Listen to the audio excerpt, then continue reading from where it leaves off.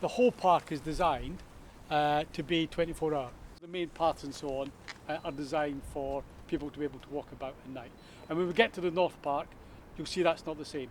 It's very different. The whole design of it feels slightly different. The design here was aimed to be a series of different sized rooms that people could either self-activate or we could put small events, community events and type spaces on. So light pollution is essentially light traveling upwards or bouncing from the horizontal plane, going up to the sky, meeting up with water droplets or dust or pollution, and kind of manifests itself with this visual glow. The important thing about what's contributing to the light pollution is there are two things: the amount of light, obviously, the intensity, and also the color temperature, which we are also understanding now. Warmer color temperatures actually tend to be better for the environment and biodiversity because they don't travel in the atmosphere as much as cooler color temperatures do. So we propose warm as we can go. That's the best we can do, and also use the light as judiciously as possible, where you need it, in the amount you need it, and switch it off if you don't need it.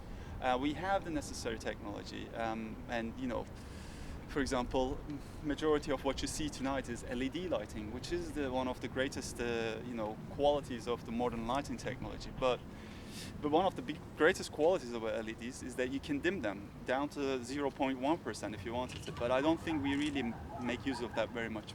We never meant to experience this much color and light at night. And our system is definitely flexible enough to actually work with way less than this. But there's currently only one lit route through the North Park because it's much more naturalistic, much more open, much more ecological feel for a park, and leads down into the river. And whereas the river in the South Park feels like a canal, actually up here it actually feels like a riverbank and so on.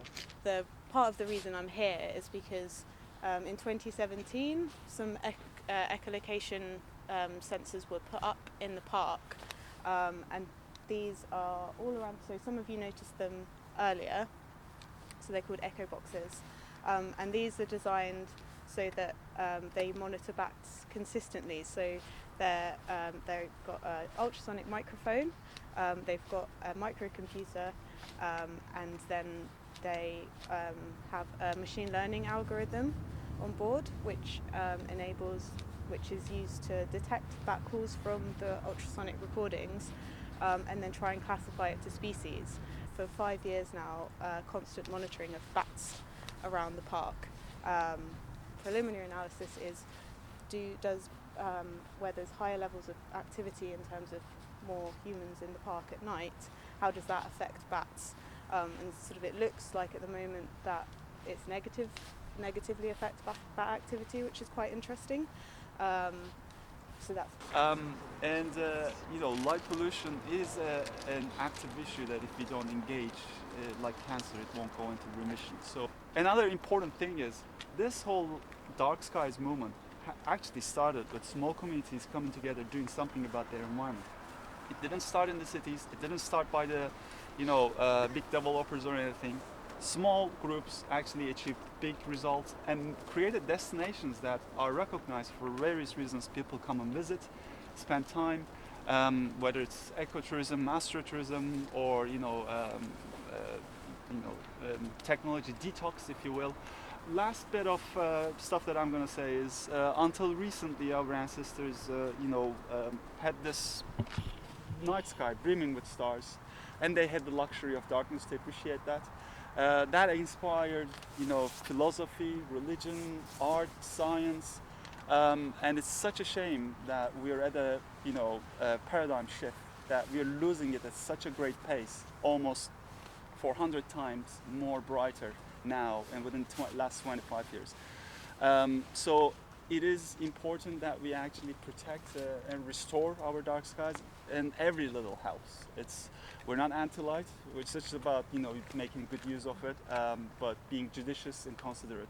And thank you very much. Obviously, lighting has a huge effect on lots of different wildlife species, and particularly species, we have a lot of nocturnal species, as Kerem said, and a lot of species rely on things like the moon, on the stars to navigate, and with light pollution they aren't able to use that, and it really affects their way of navigating. A lot of birds actually sort of start migrating at night, and with light pollution that affects their migration routes.